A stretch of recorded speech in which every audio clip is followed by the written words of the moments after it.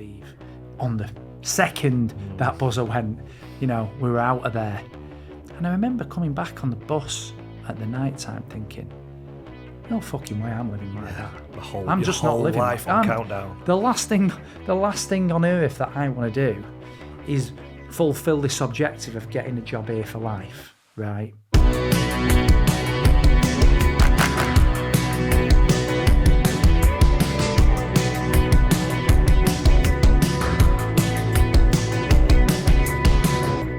Welcome to Greater Manchester's Greatest Minds podcast, a show about Greater Manchester's pioneers, entrepreneurs and visionaries, and the stories that brought their ideas to life. I'm Eddie Whittingham, and on today's show, Paul Cheetham-Karcz went from a working class upbringing in Stockport to building one of the UK's fastest growing financial consultancies. Paul grew up on a council estate, raised by a hard-working single mother. He was told to get a job for life, but after a work experience placement changed everything, he knew he had to break out of the system. Fast forward, and Paul is now the founder of Sedulo, a firm that's gone from nothing to over 20 million in annual revenue, working with some of the UK's top businesses and sports teams. But success didn't come easy. From huge financial risks to battling anxiety to scaling through acquisitions, Paul shares the realities of entrepreneurship beyond the highlight reel. So how did he do it? And why does he believe that writing his own eulogy has been one of the biggest drivers of his success? I grew up in Stockport, place called Reddish, on the border of 11 June. Typical, I was born in 78, so typical 80s really was growing up. Grandparents tended to live on council estates. Yep. So I spent most of my time, my mum was a single parent, dad was gone, biological father was gone. And yeah, I grew up on a council estate with me granddad really, and both grandparents were on the same estate. And typical upbringing. The early years were a bit chaotic because there was just my mum doing two jobs for me and my sister. A lot of rejection in those first few years. I can remember quite vividly the rejection of me being dropped off at what was my biological dad's house, if you like. And he never wanted to have us. So he was a big drinker, I think. Don't know him, not interested. Reached out to me weirdly last year. On Facebook, but I just ignored it. It's 40, I'm 46 now, so probably leaving it 42 years is probably slightly too long, right? So the first few years was chaos, and we were poor. We used to have. You'll never catch me having potato ash ever again, because we had a pan of that on a Sunday, and it lasted till Saturday. And my mum made another pan of it on a Sunday, and that was it. 6 days a week. We used to get corned beef on toast 1 day a week as a treat. So we didn't have much. Mum was hard working. And then my dad came along when I was about 5. Yeah. And he brought me up. And so I've got no complaints really from the age of 5. That early memories though sit with me from the age of 2 to 5. From 5 onwards, I lived a working class life. Like stable. Yeah, stable. Dad was a lorry driver. Mum worked at B&Q. And I went to Reddish Vale School, and truth of the matter is there wasn't much back then. There wasn't. It's a bit different now. People are, what's the word? There's an availability now to be more. When I was leaving school in 93, 94, it was get a job.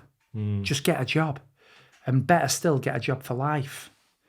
And my school tried to encourage me to be a mechanic. Why, I don't know, because I have no interest in cars right today or then. But they thought, just get a job. For some reason, and we'll come on to my foundation a bit and what drives me probably through this podcast, but I was just rebellious.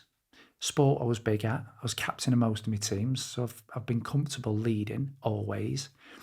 And yeah, I always had this thing where my dad would say things to me like there'd be a sports car drive past, and my dad would look at that and think, he'd make a big play about the sports car, but almost a bit like it was out of Yeah, we like, we could can't never have get one of it. those. We can't get one of those. You know, we talk about Las Vegas as if it was Mars, you know.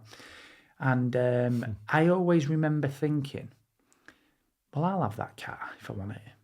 I'm going to go to Vegas. And I always knew that was just different than where the other kids that I was brought up with. And so when it got to school, kind of going, oh, you're going to get good GCSEs, we think you can get you a job for life at the local car mechanics garage. I thought, no, thanks. And the main story of that was I went for a work experience at a car mechanics garage in Stockport, and I actually go there thinking impress the owner, get a job for life. Yeah, exactly. Right? Yeah. This is the dream. deal. Yeah, you sold, isn't it? This is the objective for the next 2 weeks. And he put me with this guy, and we're doing an oil change on day one. And it gets to about 10 o'clock, bearing in mind I've only just started, we've been there now, and he starts counting down, this guy, to bacon butty time. Right, so it's bacon butties, Paul, don't worry, in half an hour. So 10:30 comes, we have a bacon butty, we get back. Half an hour later, he pops his head under the car. An hour to lunch, Paul. So that was an hour. Lunchtime come, same drill at 3 o'clock. And then 4:59, we're all queued up with our coats waiting for the buzzer to go so we could all leave. On the second that buzzer went, you know, we were out of there. And I remember coming back on the bus at the night time thinking, no fucking way I'm living like that. I'm just not living life on countdown. The last thing on earth that I want to do is fulfill this objective of getting a job here for life, right? And so I just decided I wasn't going to do that. Anyway, I went to higher education, but nobody in my family had ever been to higher education. I went to a school in Marple Ridge. Marple's pretty posh from where I was brought up, and I didn't fit in at all there. I was a scally. I had, Rockport boots. I'd have a Burberry top with the collars up, gold chains, bracelets, like sovereign rings. And everybody else up there was a lot posher than me, so I didn't fit in. I went to uni. I'll be honest with you, I didn't fit in. I did a sports science degree originally because all I wanted to do was be a PE teacher.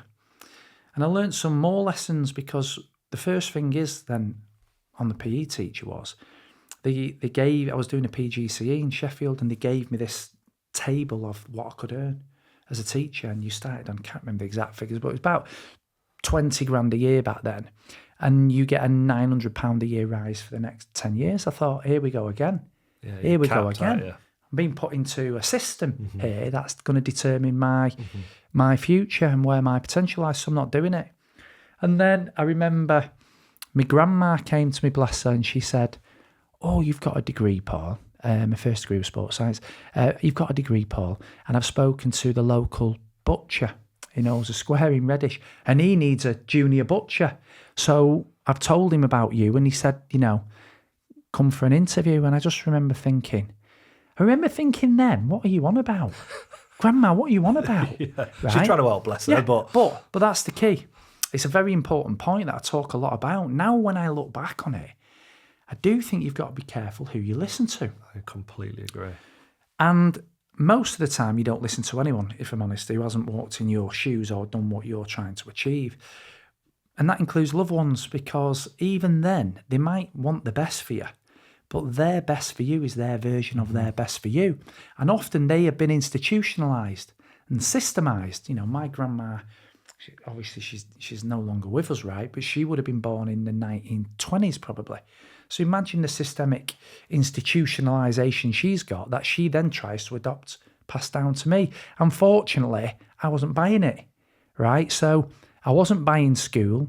I wasn't buying sort of being put off by the posh kids, if you like, and being different, going through higher education. I wasn't put off by, loved ones saying these types of things are out of our reach. I just kept going and going and going. And by the way, I'm 46 today and I'm still going, right? Because I'm still pushing myself to see where my potential ends, where my talent ends, if you like. So they were the early days. And I was dead lucky that I got a job as I thought, I'm not going to be a teacher because I'm not going to get put in another system.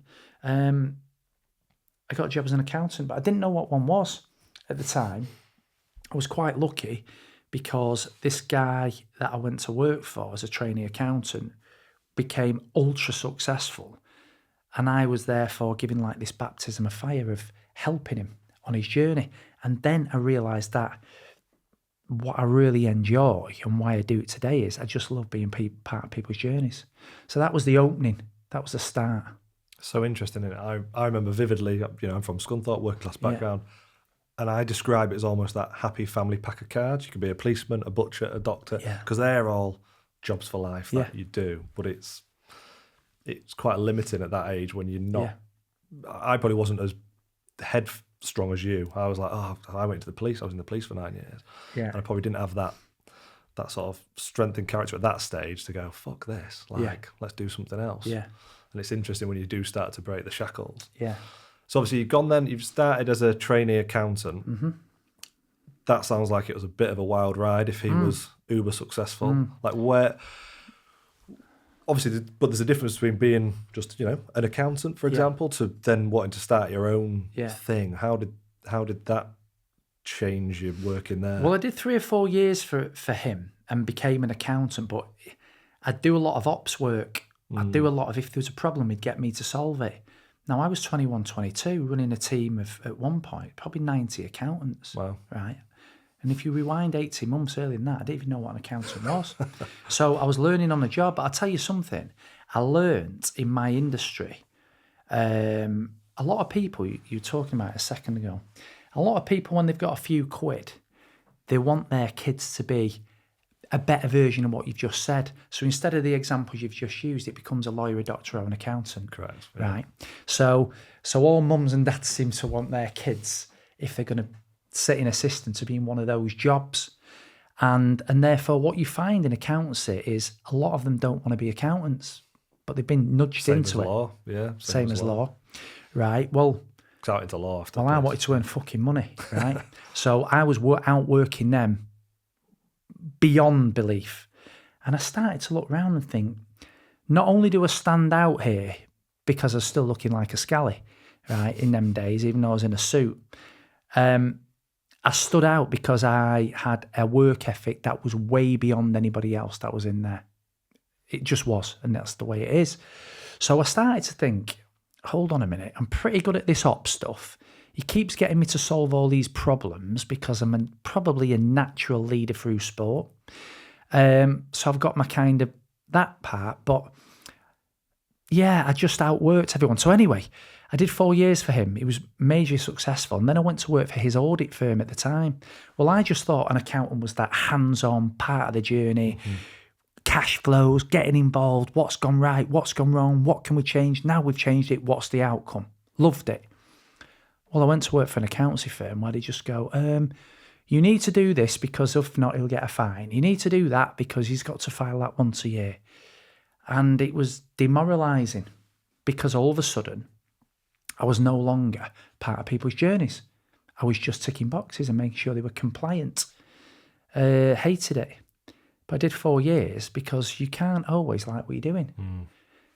Contrary to what people try and tell you on social media now. I did 4 years in a job I couldn't stand.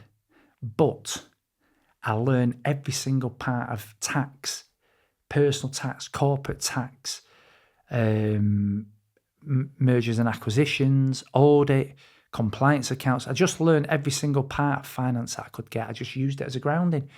And then I did 4 years. So I'd now done 4 years in my first job, 4 years in that job. And then I thought, I'm just going to combine the two. And I'm going to work in industries I want to work in. Sport, because I love sport, fashion.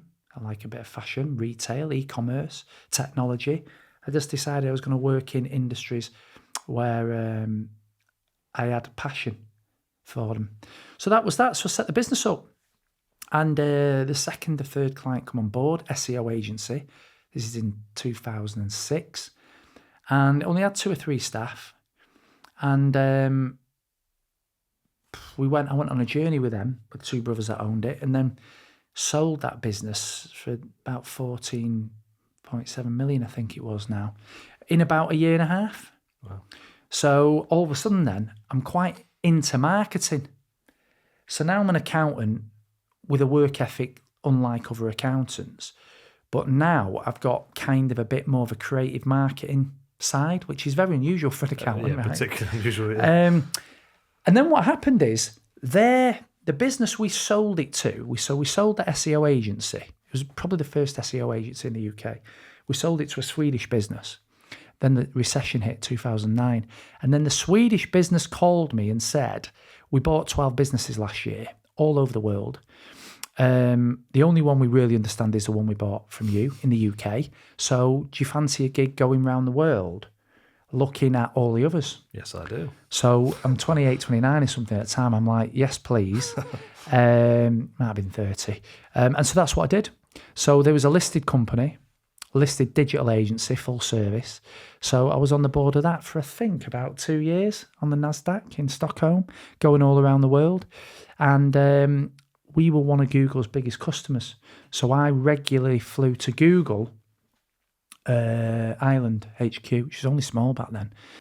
I finished that gig, and Sedulo had got tinily bigger. It took us 6 years to turn over £1 million, but there was that big project in the middle of that. So I don't know how long it would have took without it. But anyway, presumably you were quite distracted. I'm doing 4 days a week. It's a list. They're doing 4 to 5 days a week, and then I'm working Friday, Saturday, Sunday on Sedulo. So I did 7 days a week at least for 2 or 3 years. Do you remember thinking at that time, like, this is a distraction from Sedulo, but it's a once in a lifetime chance, or what? Like, some people would think, could you not just you've got to build brand credibility, right? Mm-hmm. So brand credibility comes from a number of things, but one of the things it comes from is the types of clients you're working on. So I was back then when the internet's taking off, we wanted to work for more digital marketing agencies. So me saying I'm on board of Online Group, which was a 300 member of staff digital marketing agency, is one of the biggest in Europe. So if I've got an accountancy firm that's trying to attract marketing agencies, I'm on the biggest one in Europe. Yeah. That was the reason why I did it. Anyway, so then I thought I need to get back home now and full-time focus on my own business, Sedulo. And I was in Google and I thought, we always have a Christmas do, and we always took the staff on holiday. And we was in Barcelona just as I was coming back, and we was in an old tobacco factory hotel called U232, I think it was. And I remember everybody was merry and drinking. It was Christmas. There was about 20 staff back then. And I just remember thinking, I'm going to get back and I'm going to find an office space and I'm going to bring this hotel to Manchester, right? And I'm going to let my staff work out of it. And that's what I did. So I took a huge risk. I took loads of huge gambles. But one gamble that I took was we had 20 staff and I signed a 10-year lease on the property we're in now on Deansgate, which was probably enough for 200 staff. Wow. And I turned half of it into a leisure space for events and for all my clients to work from. We've got to understand this is not post WeWork. This is way before. This is when, and we got voted the best office in the UK, right, by the BBC. So that's quite unusual for an accountancy firm 9 years ago, right? Whereas, and nowadays, some of my clients who was around then are like, it's mental, because now they're going to find space in Manchester, and everybody's got co-working, everybody's got a nice bar, everybody's got a great kitchen, everybody's got a rooftop. Nobody had it when we did it 9 years ago. Anyway, long story short, that was a big development for us, and that year, because of the foot flow, we went from 20 staff to 40 organically. And that set us on the road really to what has been ever since fast high growth. It's interesting how that sets you up. So you mentioned about that's a big risk. Yeah. Where's your next big risk come to play? Right. So the next big risk was even bigger, a gamble. And so I now could see that the concept of what people now describe as co-working, right? I seen that co-working was working for me, right? Because all my clients, lawyers, bankers, private equities, was all using our office for free. Free drinks and free food all day, every day, and we still do that in all our offices. But back then when we was in Manchester, we'd got to so it took 6 years to get to $1 million of revenue. The next 6 years, we got to $1 million revenue a month. Wow. Right? So the first move on that slope, if you like, was the move into a co-working environment, let's call it.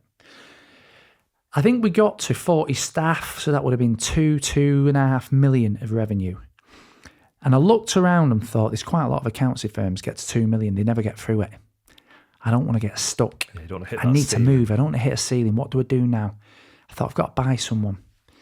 So I bought a practice in Leeds because I thought, if I buy a sleepy practice in Leeds and put it in the same concept I've just done in Manchester, it's going to work. So that's what I did. I bought a practice in Leeds. Now, that was hugely risky because I didn't have the money to buy it. So I put a bid in for it and it got accepted. And then I thought, fuck, I haven't got the money.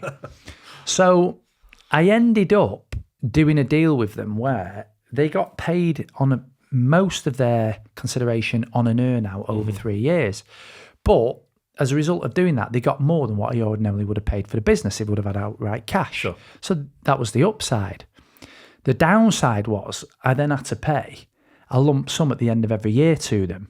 So I just had to make that business make the money to pay the lump sum. That was stressful.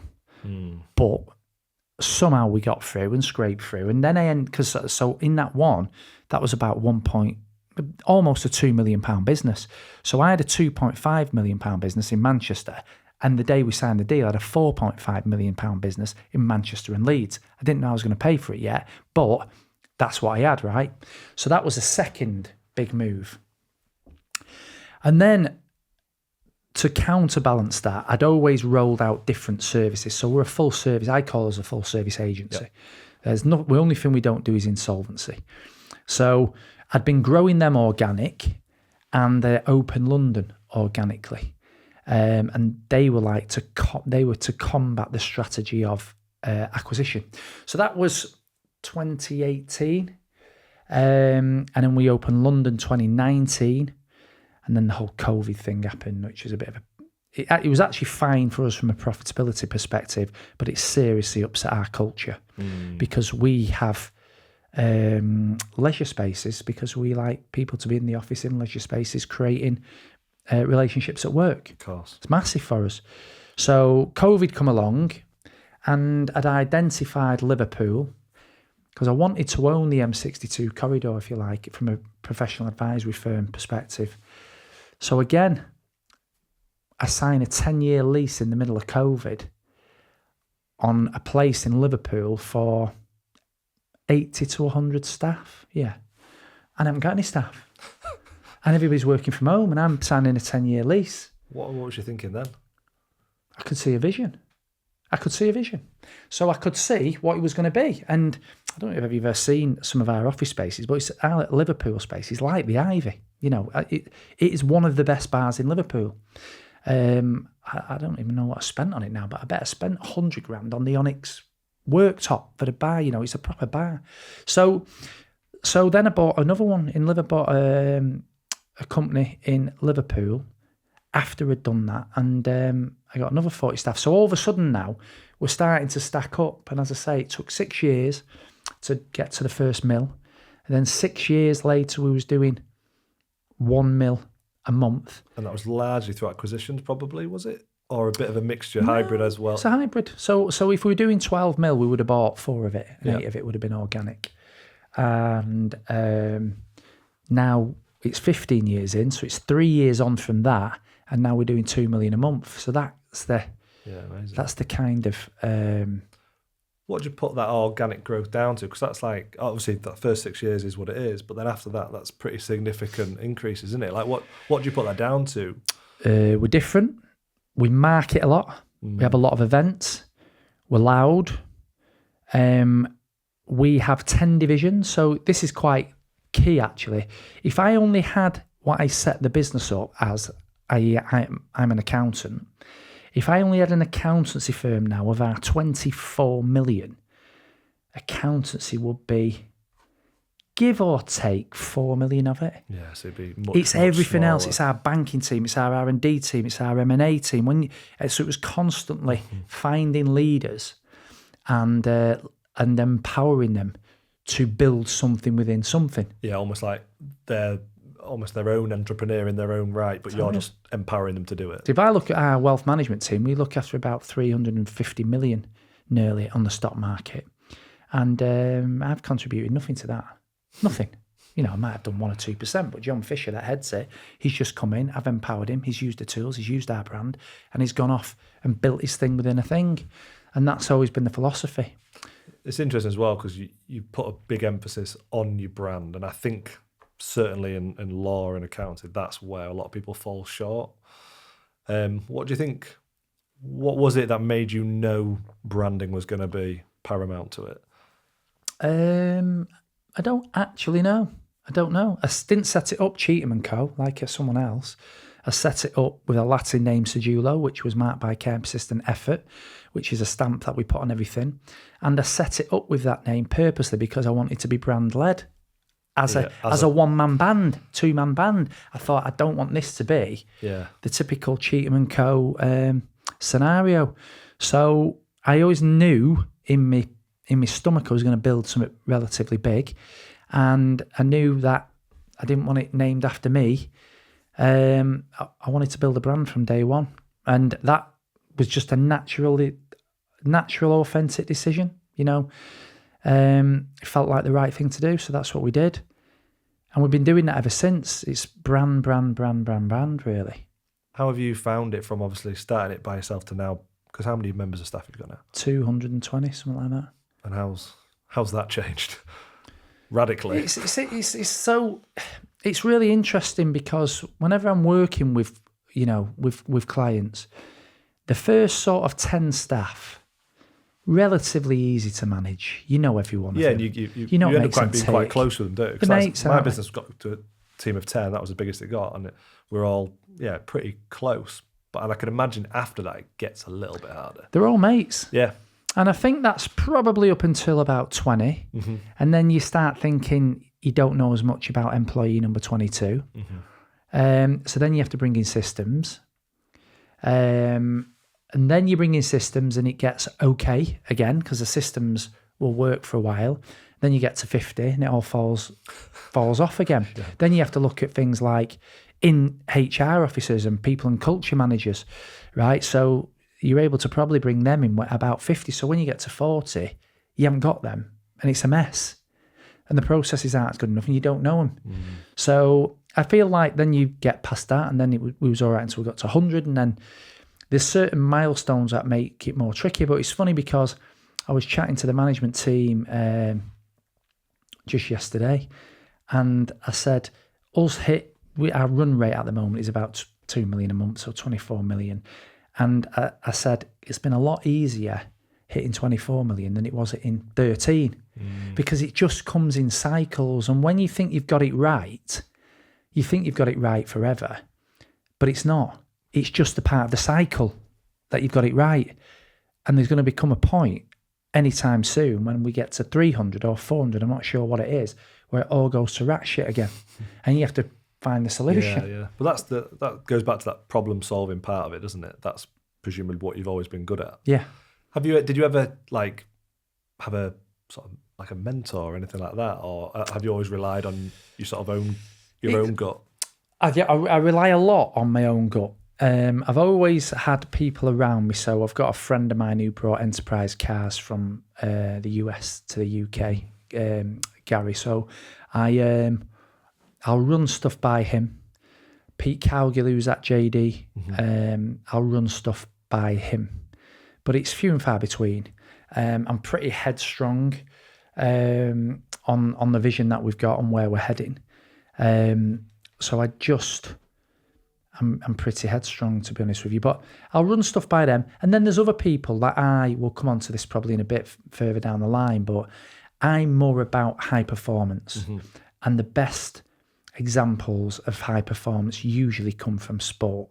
So I surround myself with high performers from the world of sport, and I try to adopt their disciplines, mindset, approaches, and the rest of it. So if I've got more mentors, they're from the world of sport rather than from the world of business. That's interesting, but they are cross-transferable skills ultimately. Aren't they? Massively.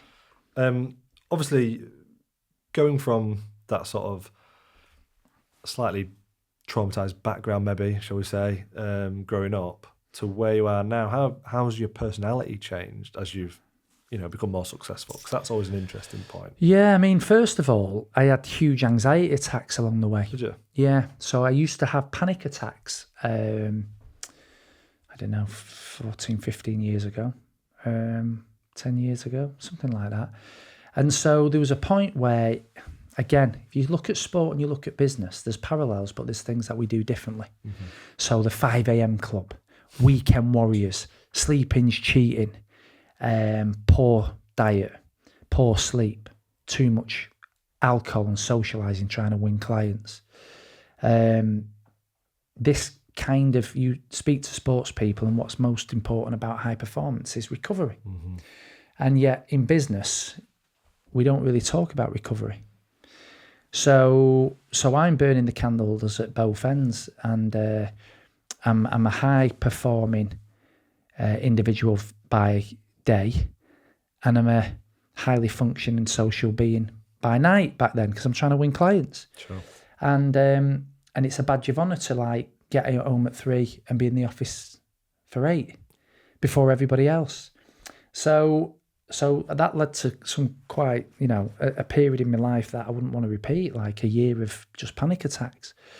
So when you go through that, there's a point where you're like, I don't want to live like this forever. What am I going to do about it? So the first part I do is I create daily habits that kind of ward off anxiety or mental illness, or whatever you want to describe it. What are those habits? They're non-negotiables. So I train every day. I fast every morning. I don't have caffeine after 11. I watch my alcohol consumption. I hydrate every day. Depending sugar, I watch what sugar I have because it gives you mood crashes. Fasting helps with that. I don't eat after 7 o'clock at night, so I get a better night's sleep. I've had a sleep coach to make sure I get decent sleep. One major cause of anxiety is tiredness. And so they're non-negotiables. And if I feel really bad, I'll put a guided meditation on for half an hour before I go to bed. So they're like non-negotiables for me, all of them. And I just learned to do them over time.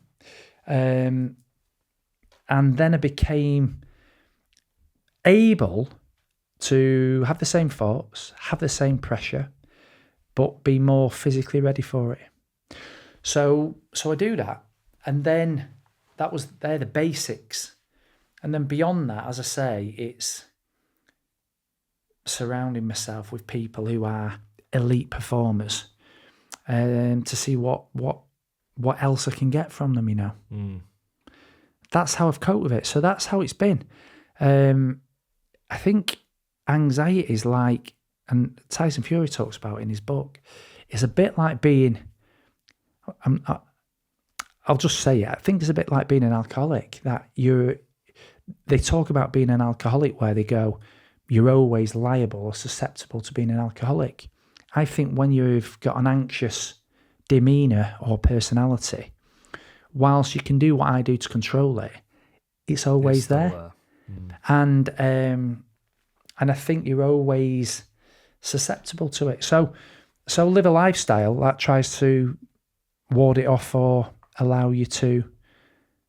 Do you think you've always had that, or do you think that came as a result of that real intense period of burning the candle at both ends? I'm not certain. What I do know is, when I look back, I've always been incredibly driven, and I've always been incredibly driven by insecurity, and probably because I got rejected when I was a kid, and to prove people wrong and to be rebellious in a positive way. And as a result of that, I've kind of been obsessed with success. And that's going to come at a price. And the price in my that I had to pay was being highly anxious, because I'm always forward thinking about what's going to happen in the future. And then when you make money, you don't want to lose it. So people think when you've made money, you've made it. Most people that have made it are the most anxious people I know, because they're petrified of going backwards. It's a very strange feeling. I remember I sold my business, and everyone's like, oh, that's a euphoric moment. It's like, Kind of. Yeah. But then there's also that, oh shit, Yeah. I am probably never going to get that opportunity again. And I now have to be like hyper protective of it and be there's a bit of like wastage, obviously, but trying to be a little bit boring with it. And I do remember that sort of feeling of watching it drip away. Yeah. And that was a strange feeling. And the thing is as your business gets bigger, probably your reputation gets more, and the responsibility to feed, if You've got a lot of stuff, right? There's 500 kids probably on average that are being fed by the machine. So the responsibility is bigger. Underpinning every business is some kind of financial, whether it's a bank or whatever. So if you're a founder-led business, my personal guarantees are on all the financing that underpins our organisation. So all of a sudden your PG goes from, I think the first PG assigned was 50 grand, and now it'd be millions. So it just never ends. And how many businesses can have a bad 12 months and survive? Yeah, and it's not many. No. So this idea of like you cross a line of success and you don't go backwards is nonsense. That's interesting. Do you think that that's, in a way though, that's what drives you? Because I think if you got to that level and it was easy, you'd probably take your foot off the gas. Yeah. I put myself under pressure so that I get up hungry every day. I take big risks, calculated risks. We push on at growth at 30% a year. We double in size every 3 years. Comes with a whole load of headache. But it gives me fuel every morning to think, I have to do it. Yeah. I have to do it. Do you think you'll ever want to stop? I don't think so. Don't think so. I think we're all built differently. I look at Alex Ferguson, I don't think he wanted to stop. For mine, I just like to stay purposeful, and I love what I do. I love creating change. I love the foundation. I'm passionate about what I do. Where would you like to see it in like 10 years' time? I think we're going to be the best consultancy firm in the world. So we're about to do a couple more offices to complete the UK. And I really think we can be the best advisory firm in the UK in the next couple of years. And then beyond that, I want to go international.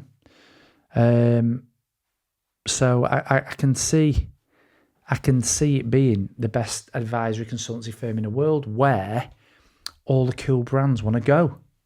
And if you're working with cool brands and cool people, you're going to be excited to be at work. And the young and youthful, it keeps you young, doesn't it? So I can see where it's going.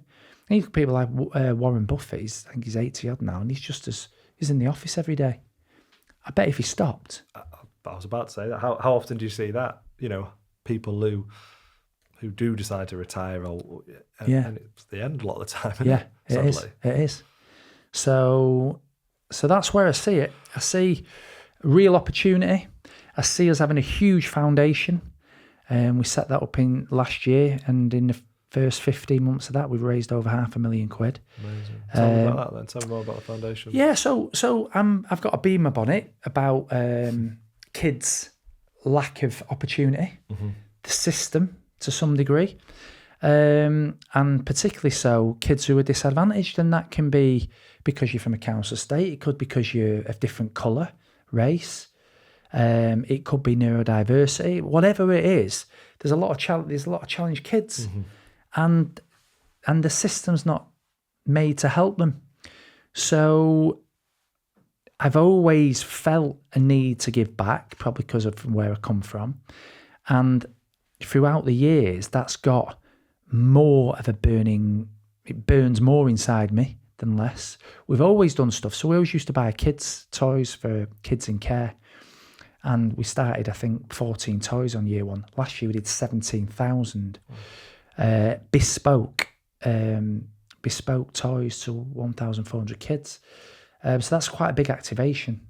Getting the 1,400 kids, finding out what they want, buying it, wrapping it, putting it together and getting it to them for Christmas Day. Big activation. And then the second thing we did was, and then we also, I think we spent about £25,000 last year on Christmas dinners, because these kids, they don't get to have dinner with a mum and dad probably just the mum. But so we did that. And then the next campaign was during COVID, when everybody's saying you need to school from home. We've got to understand these kids, the mums and dads, the parents are not buying them the things they need to school. Not every kid is loved, unfortunately, by the parents even. So in many of the cases, these kids just haven't got anything. So we started to do that. And then I realised that these kids were the kids that get picked on. So I was like, how do we get them hot food during the summer? And let's not just get them hot food, let's get them Nando's, because if you get them Nando's, they can be involved in the conversation instead of excluded from the conversation. So we bought £30,000 worth of Nando's vouchers for them. And then I contacted JD, because we've sold a few businesses to JD. So I was like, come on, how can you help get me some PE bags, just something that's Nike or Adidas or Puma, just so that the kid can go in and look like they've shopped at JD. So we did that. And then the school came to us and said, there's more problems here, like girls who start their periods, they don't have any period product. Mum won't buy it them or can't afford to buy it them, either or both. So we decided if we were going to do that, we'd have to supply it for the whole educational life. So that's quite a big activation again. A girl gets this pack, signs a QR code, and then every year for 7 years until they're 18, we send them a year's worth of period products so they can go to school. Otherwise, they don't go. They take that week off. So we did that. And then they said, what do you do for the boys? And it's like, what do you do for the boys? What do you mean, what do we do for the boys? And it's like, well, they don't have toothbrushes and toothpaste, so they've got poor hygiene, poor teeth, they smell, they get picked on. So it's like, then we did the same for the boys.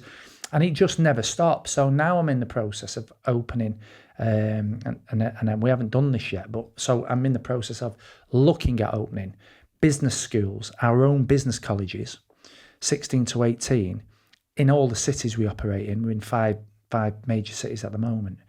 And the idea is then, once we work with these kids all the way through up to 16, we then get them in our own business colleges, get them the qualifications they need, so that 18 they can go on to uni, right? Because these kids don't have the qualifications.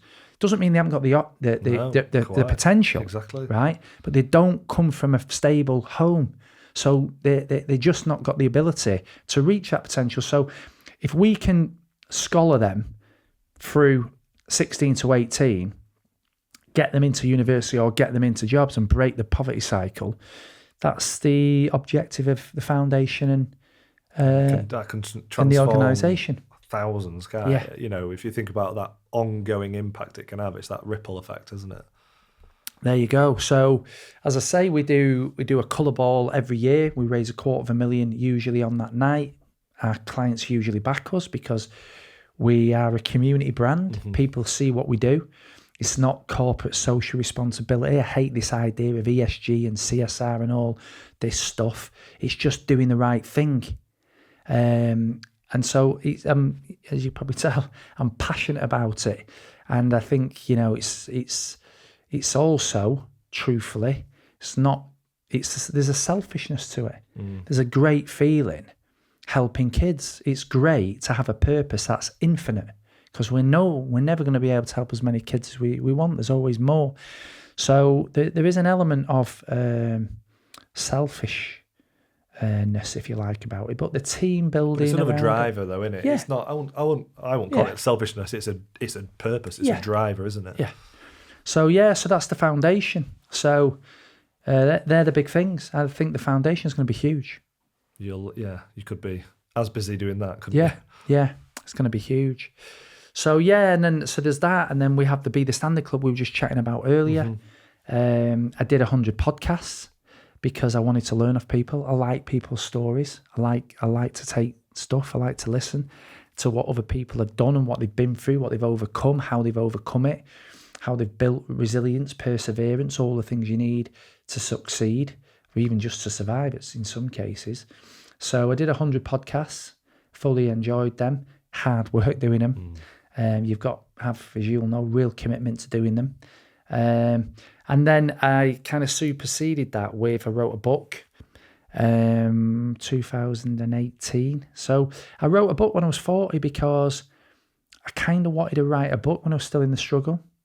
sometimes I think, was that too premature? You know, most people write it at the end when they're really successful, but it's sometimes easier to do it then. It's a bit of a cop-out almost, because if you're in the struggle, you still get it, you still understand it, it's still relevant. I wanted people to understand in the struggle that everybody's struggling. They're not just them.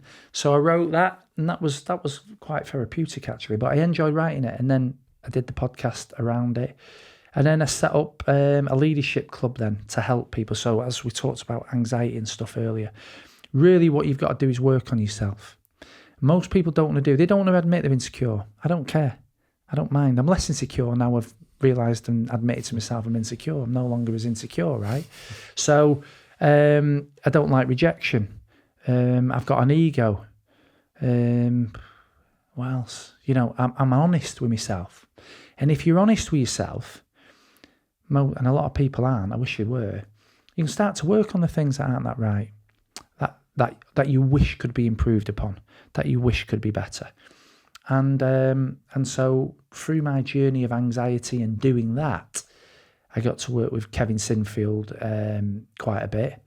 And he's just raised 10 million for motor neurons disease. A lot of people know him more now for his benevolence and his crazy stunts, if you like, in raising money for MND than they do the fact that he was one of the best players ever, captain of the best team ever, then went to switch codes from rugby league to rugby union, won the premiership in his first year. We would do because it's just Kev.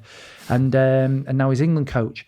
But he's a very well put together individual. So I spoke to him about the difference between his attitude to high performance and a business owner's attitude to high performance, or forget being a business owner, an everyday person, everyday athlete, as I call them. And so then we decided to set up a club where we get some of the world's best into a very informal setting of about 20, 25 of us. And that's everyone from Alistair Campbell to Karen Brady to Rebecca Adlington to Gerard, Carrie Neville, everybody. You know, Sugar Ray Leonard came over, James Timpson, just so many people. And it's just trying to learn and keep developing, keep self-developing. That's what successful people do. If you're the smartest person in the room, you need to change rooms. I always say that. It's like my goal in life is to be the dumbest person in every single room, because I want to. It's that almost like insatiable appetite to want to learn, and that's how you get better, isn't it? Yeah. Both professionally, personally, in every aspect. Who you surround yourself with is just so vital. It's beyond, you know, and it's amazing how many people surround themselves with people who hold them back. It's just and like settle for that as well. Yeah. Like, and they because I think a lot of the time they know that those people are holding them back, or at least the negativity is holding them back. Yeah. It's mental, and yet when you put yourself in an environment of people who want you to succeed, want to be on your journey. I've just come back from Athens. We did a retreat. We do a retreat once a year. Last year we went to Auschwitz for a day of reflection. The year before we went to the Blue Lagoon in Reykjavik, and we just come back this weekend from Athens, 25 of us. And the learnings and the support in the room, it's just incredible because you've got like-minded people. And you put 25 people together who are like-minded and good things are going to happen. You need to be surrounding yourself with people who want you to succeed and want to build you up. And you have to be careful of the ones that want to drag you down, and you've got to cut them out. And the other thing you've got to do, and I touched on this before, is you've still got to be careful who you listen to. I don't listen to a word. My mum will hate me for saying this, but I have to be honest. I don't listen to a word my mum says. And I've told her that because she'll say things to me that's working class. Now, I'm working class, but she'll say things like, when are you going to slow down?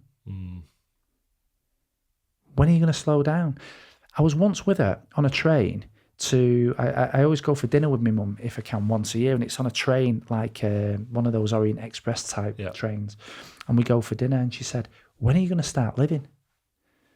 And I looked at her and I thought, I am. Are you joking? Like the night before, I've got 4 kids. One of my sons is a WWE fan, and I act for a WWE, or I'm friends with a WWE character, if you like, or wrestler. And we're front row next to Wayne Rooney's kids. So that was the night before. 3 nights before that, I act for a client, a rapper called Bugsy Malone, and we're on stage watching him. I don't mean we're in the front row of the crowd. We watch him from on stage. That's not And my bad son, going, is it? and I'm sat there thinking, Mum, what planet do you think I'm not living? You know, so you've got to be dead careful with the people around you, even the loved ones that mean the best for you. I have a great relationship with Mum, and she means the best. But again, she'll have that area of institutionalisation from being born in the 50s. Yeah, it's different experience. Like her different life experience are not going to be the same as yours. She just doesn't get it. No. She doesn't get it, and that's absolutely fine. But I don't need advice. I don't need that advice. Have you made any like massive mistakes along the way, or things, or any regrets? You don't always regret mistakes, do you? I don't think. But I'm curious as to what mistakes you might have made, and if there are any of those that you I might tell you regret. that one thing that I've made a load of mistakes. Yeah, sure. I mean, I've invested in so much shit; it's unbelievable. And my missus said the other week, you make like you're the worst decision maker ever, but you've just got the tenacity to get yourself out of the shit. Which is, I've got a wall of evidence. You know, they talk a lot about a self-belief system built up on a wall of evidence. I'm okay with doing stupid things. In lockdown, I bought a villa in Marbella off an iPhone because she was in lockdown, right? So I bought it and transferred the money the next day, and I couldn't even go out and see it for another 3 months because it was in lockdown. And it turns out it was a right mess. It took me 3 years to sort that out. But in the end, I sorted it out. So I've got that kind of self-awareness to know that I can make stupid decisions.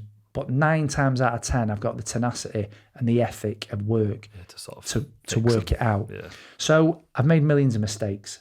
One thing I don't do is I don't let mistakes put me off making other bold decisions and brave, courageous decisions. And I think that's another thing that annoys me about general society is they decide to do something, they do it and it doesn't work first time, so they think, oh, it doesn't work, and they give up. Yeah. You know, I just keep going. So there's never been mistakes that I've regretted. The only thing I do regret, I think there's one thing that I do regret, and we act for a lot of football clubs. We do a lot in sport. And one of the clubs that we act for is Stockport, and that's my club. That's where my granddad used to take me. That's my thing. And they were owned 15 years ago now, maybe, by a trust, the supporters club. And so I was getting more involved and more involved and more involved. And the truth of the matter is, I wish I'd have never got that involved because it was a mess. And I was so embroiled in the mess that now it's more difficult for me to go. And there's no longer that romance of me and my granddad walking up Edgerley to go and watch the club. I have actually just started going again after 10 years or whatever it is of not going, because my kids, my son who's 10 and my other son who's 18, they want to go. So I've just started going again. But it was a point where that was a major part of my life. It was a major release. It was the one thing that reminded me of my granddad, who was a role model and father figure in when I was a kid. And then it kind of got ruined and spoiled. And that was the one time I've crossed too far something I really enjoy with business. Yeah, I was about to say, was that just because it was the mixture of business and pleasure? Is that? I mean, my whole life is that though, so I couldn't change that. But if I knew what I knew now, that's the one thing I wouldn't have done, because it just became a mess. You know, I became embroiled. The supporters trust. I probably, for some reason, I was outspoken. I was trying to help. So it was just a mess. It's the only thing though that really I've done that I think, if I could, I'd just not do that, and I'd just let it be my outlet of relaxation and remembering my childhood. Whereas I didn't go for 10, 15 years afterwards. But yeah, other than that, and I wouldn't sit here now and say, I really, there's always a lesson from every failure in there. There is, and I think the thing, particularly for like business owners with, with those mistakes, is about can you afford to survive the mistake almost? And if you can, then that's fine, because that's generally how you learn, isn't it? Yeah. And like, you shouldn't be put off by that mistake. Do it again. 100%. And I don't know what that is within me, but I mean, so many mistakes are made, but you just got to, if you're going to ride, if you're going to going to go swimming, you're going to get wet. If you're going to ride the wave, and roller coaster of business, you've got to be able to accept the ups and the downs, and keep going. And it's funny because I was doing a talk not that long ago, and I said, I can't remember the figures now, but I think 90% of all New Year's resolutions are over by the 1st of Feb. And that just bamboozles me. Like, how can you give up? Yeah, it's wild, isn't it? And every New Year's resolution, unless you're Elon Musk, has already been achieved by countless other humans anyway. So just do it. Just set a goal and just do it, right? But it's the same in business. I think, 50% of businesses have gone bust by year 3. Well, unless you're Elon Musk and you're trying to ship people to Mars, your business idea has already been done countless times by countless other people. So how are you not making it work to the point where you're giving up after 3 years? And so the difference between the people that do and the people that don't are plainly and simply the ones that don't give up. Simple. Yeah, tenacity can go a long, long way. Just that's what it is. That's just a defining moment. There's people. I remember interviewing David Hay, and the boxer, and he was 14 fights undefeated, 13 knockouts, gets in a ring with a guy called Carl Thompson in fight 15, supposed to knock this guy out. Round 5, I think, middle of the fight, he gets knocked out. And I said to him, what did you think when you woke up? And he said, I was walking back to the dressing room and I smiled to myself and thought, I needed that on my journey to being heavyweight champion of the world. And you think, wow, what a belief system.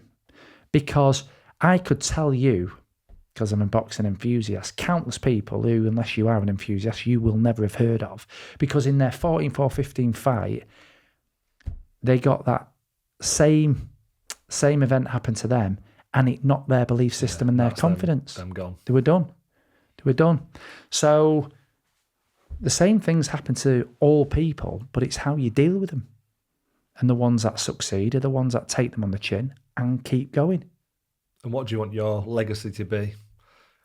Well, I've wrote my eulogy. Already? Yeah, I've wrote my eulogy because here's another thing. Is that if I said to you, if I did this, did a talk at Concord and there was about 300 people, and I said, put your hand up if you've ever wrote a business plan, sales and marketing strategy, or customer service strategy, or blah, blah, blah, blah, blah. And everybody's hand went up because of business owners. I said, keep your hand in the air if you've wrote your eulogy or your personal life plan. Not one hand stayed up. So I'm like, well, if you've got a destination of where you want to be, where you want to get to as a person, right, you can make decisions along the way to get in there. And then if they go wrong, you can't regret them. So you don't have regrets. If you make a decision that's wayward of where you're trying to get to, more fool you, right? So more fool you. So I've wrote my eulogy. I know where I'm heading and what I'd like to be remembered by. I know what I'd like people to say about me. And I constantly try to make decisions that guide me towards that end game. In the same way, if I wrote a business plan or I put a set of projections together for next year, I've got a plan that underpins me getting to 30 million next year. Sure. So I'll put a list of bloody objectives in and try and tick them off. Well, if I want to be a good dad, a good husband, and a good man, and that's the opening statement of my eulogy, that's what I've got to work on. There's no point me cheating on my missus, because that doesn't make you a good husband, a good dad, and a good man, right? So there's one task. And so I look at that, and that is the most important thing to me, which obviously comes all the way back to the start of my life, right? Mm-hmm. I didn't have that at that point. I didn't have a good man, a good dad, and a good husband around me, right? So some people like to repeat cycles, which is very unfortunate, by the way. If you've had an alcoholic dad, don't turn into an alcoholic. If it's no surprise, is it really? The starting point of my eulogy is actually to fix what went wrong in the first 2 years of my life. So let's get it fixed. And then once we've done that, what's next? And the next line will say, he was a man of integrity, because it's important to me. I've got to put my head on the pillow at night. So I don't make decisions that are short term in the name of profit or anything else if integrity is not at it, because I don't want anybody to think any differently of me when I'm no longer here. So we do everything with honesty and integrity. And we create change. And he was a kind, caring man who gave back to society. So we set up a foundation and we give back to society. And I'm surprised how many people don't do that. Good advice. So there is the eulogy. And if ever I do a talk, that's what I start with and end with, because that is the bookend of my life. The start of my life was that person wasn't around me, and I intend to end up at the person that should have been there. That should have been there, right? And in the middle, if that's the bookend, how are we going to get there? Well, we can get there by owning Sedulo. We can get there by investing in this. We can get there by starting a foundation. We can get there by being faithful. We can get there by, spending time with the kids, which isn't easy, by the way, when you've got a business. But if you want to be a good dad, part of it, for me, is role modelling, work ethic, and leaving a legacy of a business and giving them more than what I had to start off in life. But that's not enough. They want time. So I have to make time. That's all they want. So I have to make time because it says it in the eulogy. So what we're doing this week with the kids. My missus was away last week, so I took them to Blackpool Illuminations, took them back to the roots, keep them grounded. You know what I mean? He was a good dad. So I love that. I think it's a good thing to think about, like, even taken away from me, like, what's my eulogy going to say? Yeah. It's a good place to work backwards from. So obvious as well. Like I say, you do that with the business plan. You do that with your forecast. So why not do it with what you're doing in your life? With the main thing that you've got to live. Let's head in the right direction. And then when you make the decisions, I think I said this before, but then when we talked about regret and all of the things, how can you regret a decision that was made with the objective to move you towards the kind of person you want to be known as? Then if it goes wrong, who cares? Who cares? But by the way, if I cheat on my missus, more fucking fool me, because my opening gambit is he was a good man, a good husband and a good dad, right? So it sets a set of rules. So yeah, that's how I'd like to be remembered. That's Paul Cheetham-Karcz, founder of Sedulo. Without doubt, one of Greater Manchester's greatest minds and hugely successful businesses. Thanks so much for listening to the show this week, and please make sure to give it a follow on your podcast app so you never miss a new episode of the show. And don't forget to check out Ministry of Work, where you can sign up for a free trial day. This episode was produced, recorded and edited right here at Ministry of Work, with a special thanks to our studio manager Dan Brown and, of course, to you for listening. I'm Eddie Whittingham, and this has been Greater Manchester's Greatest Minds.